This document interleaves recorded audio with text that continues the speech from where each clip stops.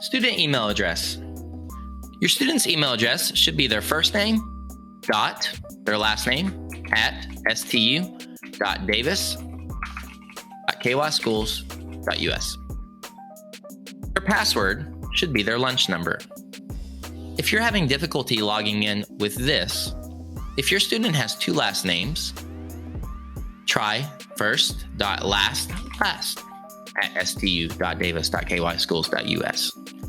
If you're still having difficulty, please contact your teacher for further questions.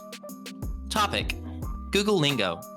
Google Lingo is just basically our words to describe some of the things that you might see on Google. The first of which is a waffle. The waffle is generally where most of your Google apps will be. If you're having trouble finding, let's say, Google Classroom, it will probably be in the waffle. This is basically your app store. The next is your pancake or hamburger. The pancake or hamburger is generally used for things like main menus and other things of the sort. Main menu on Google Classroom will include all the classes that you're a part of, including the calendar, things to review, and at the very bottom, your archive classes and settings. Last but not least, the last Google Lingo is called the snowman. The snowman, right here, is generally found at the top right corner of most pages that need it. For example, on this page, those three dots right here on every single one of these means that that section is editable. In other words, I can click on it and I can edit things and archive it and copy it and move it. It's basically building your own little area using the snowman. Okay, so let's say that I'm in a classroom. You will also see it in other different places. For example, let's say right here and right here. Those are all my snowmen. Topic: where do I find my Google Classroom? First step is, of course, to log into Google. Second step, go to the waffle that we talked about in the last video. Click on it and click on Google Classroom. That will bring you to your classroom. Each of these is a homeroom. If I'm in the homeroom, I click on the homeroom. Topic: accepting and archiving classes. To accept a class, you have usually already been invited to that class. If you see right here, there are 24 students in that class. To accept a class, you will get an invite that either says accept right here or decline. Please push accept. If you decline the invite, we will have to resend it. If you were in a Google Classroom last year and you no longer want to get updates or just in general see it, you can, of course, archive it for storage. To archive a class, you click on the snowman of the class that you want to leave. This is a class that I, of course, can archive. I do not want to leave the class because if I leave the class, I will no longer have any access to that information. So to archive it, you simply click Archive. Topic: homeroom page. To get to your homeroom page, go to your classes, which is where we were just now at, and click on the class that you are a part of. For example, if I was in Miss Brasher's class, I would click on Miss Brasher's class. On the home page, we have three special places that you need to know about. Number one, the stream. The stream is where the teacher can make announcements. They can share different types of information, and you can kind of view this as the Dojo classroom of last year. So basically, we are not getting rid of Dojo, but this is a great communication tool for you and your teacher. The next area that you need to know about is your classwork. Classwork is where your daily assignments will be located. For each day, you can actually see all of the assignments that you have available. If they are grayed out, such as this, that means that they are scheduled for a later date and I don't have to worry about it. If it's not grayed out, then that means I can access it. So for each day, you can actually click into the classwork and see everything that's going to happen that day. I have a family time, I have math, I have music, I have reading, and I have deer time, whatever that is. Next step, or next area that we're going to visit is the people area. In the people area, you can see your teachers, and you can see the students that are in your classroom. Grades will not be part of your tab, as this area is specifically for teachers. Google Class Meet Link. Every single day, whenever you log on to your home page, which is in the last video, you will see up here that I am in Miss Brasher's 5th grade homeroom. Down below, I have a class code. If I needed that class code, it would be sent to me. But the most important bit of information that you can get right here is this little meet link. This meet link is where you will meet with your teachers and connection teachers. Every single day, one simple link for your classes. It's as easy as that. Classwork assignments, how to view, find, and complete them, and how to submit them for final assessment. So up here, because we don't really have any assignments technically due, and all of them are technically grayed out, so I cannot access them, I'm going to explain it via this document that you were given, and then also reference it over to an actual classroom. So the first one, classwork assignments. How do I know what assignments I have daily? And where can I meet with my small groups? Because sometimes your teacher might say, go to your classwork and meet the small groups, small group A. So let's go over to Miss Brasher's and let's look at this really quick. So right here under stream, I also have classwork. I would click on classwork.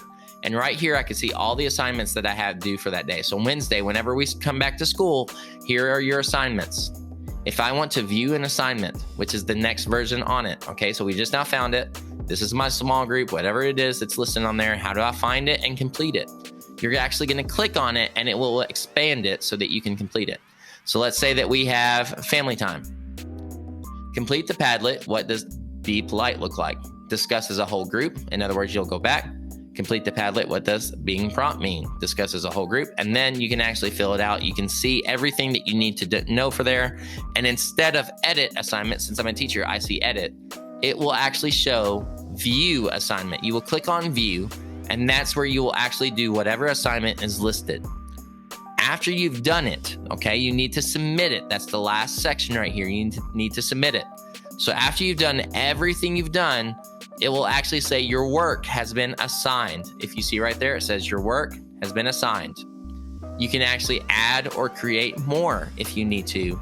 But after it's done, you need to mark it as done. Otherwise, I'm pretty sure it will mark it as incomplete. So again, you view it, you complete it, you submit it, all in one little go. Google. This is the biggest video you could possibly watch because it's going to be the one that you're in the most and affects us the most. So whenever you're meeting for Google, so your Google Meet every single morning, whenever you clock in at 8 o'clock and later on in the afternoon when you clock in after lunch and recess, this is your Google Meet area right here. We've already talked about that.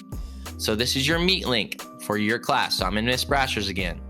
If I want to join Miss Brasher's class or any connections class that I have for that day to see my teacher, I click on that link. Now here's where it's going to get important. Okay, after it's loaded up, you will see a sort of like a display screen showing you exactly what your background, what you look like, and it will show you two options that are so important. The first one of which you will see right there. That button is the most important button in my opinion. That button is super, super, super important. This is why. If you have that button on, so it's currently it's on because it's not red. If you have that button on, that means that the whole class can hear you. If everyone in the class is on this Google Meet online and you're all talking at different times, no one's going to be able to understand anything, and it's going to get a lot of feedback, and some parts of the voice, especially the teachers, might go away.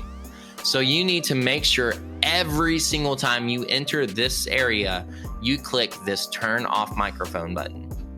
That turn off microphone button is miraculous. It's your best friend. You'll need it. The only time that you're going to turn that back on is when you are talking to the class as a discussion, or if you're asked a question. Okay, so let's say that I'm teaching music and I say, hey, Johnny, can you tell me what a quarter note or how many beats a quarter note gets? They will have to click the unmute button. It gets 1 beat, and then they turn it directly off. Okay, you can hear me because I have a microphone currently on. Okay, it's the same thing as if I were to turn my microphone off. You can't hear me. Hello. You see how that works? Okay, so it's the exact same thing. It's just a virtual button. The second one is if you don't want them to see you automatically. A lot of teachers, I guarantee, will probably want to see your face because we miss you and we want to see you. But if you don't want to start the stream like this, like looking up or at a weird angle, then you can turn the video off too.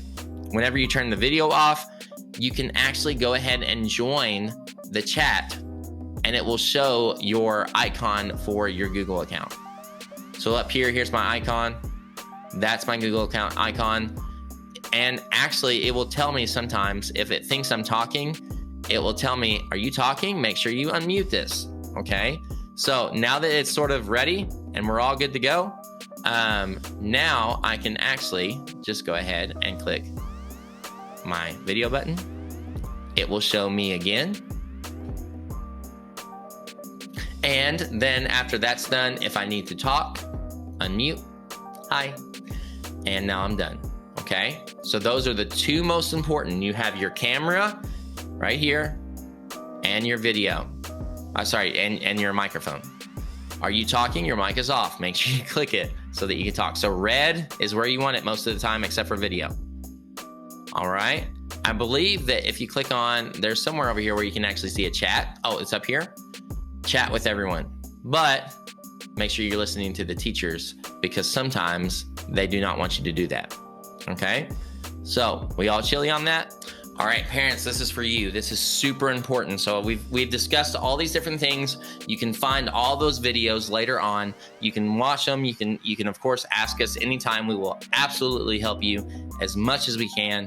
But basically what you need to also know is that there is a virtual training and resource area for Davis County. So on your paper that you received, you should have also received all this stuff right here. You can find things like tips for virtual learning. You can find Google Apps and videos. You can find Google Chrome videos and Google Classroom videos. Everything that you need to know for DCPS. This is tools and tips for Sorgho families. Make sure that you do not miss that out. Look it up, find it. It's a great resource. Thank you.